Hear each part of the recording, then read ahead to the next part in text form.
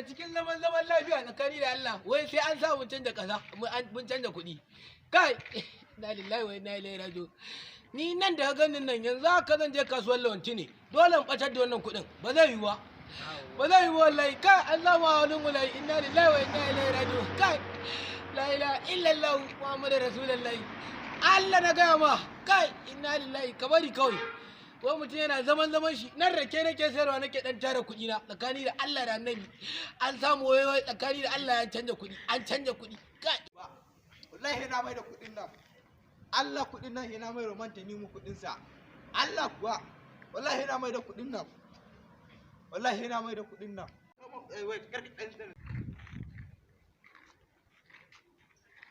man Ɗanladi. Man Tanimu. Ya gida. Kai lafiya kalau. Ba man Ɗanladi kwana biyu. Tudes.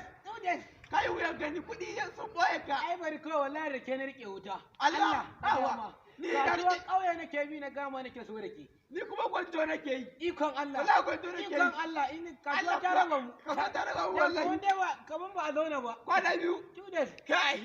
Dama akwai kuɗi da kake bi na. Nace ba kawo ba. Na tuna na bandan nan. Kada sun juma. Ai baka da mutunci. Baka da mutunci. Ai ba ta kawo maka ba. Ka kawo min kuɗi yanzu. Annan maran. Ka kawo min kuɗi. Ina ba zai yi ba. Allah ka karba. Ai ba a giri. Dan Allah ka karba.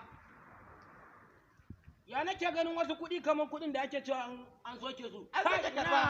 Ina ban da wannan kuɗin man Ɗanladi. Ba karɓe su ba. Wannan kuɗin ban da wannan. ce ba wannan. Ina ban santa. 200. Wannan ta da takarda. Ya. Ta da takarda. Yanzu ya zan gida na. Ina ruwa na. Ni ma daga ganin nan kasuwar lawanci zan tafi. Na kuɗin ne a ciki? Kuɗin ne da yawa a ciki. An gama. To ni ya zan gida nawa. Amma ko su kwaya biyu wanda na karɓa.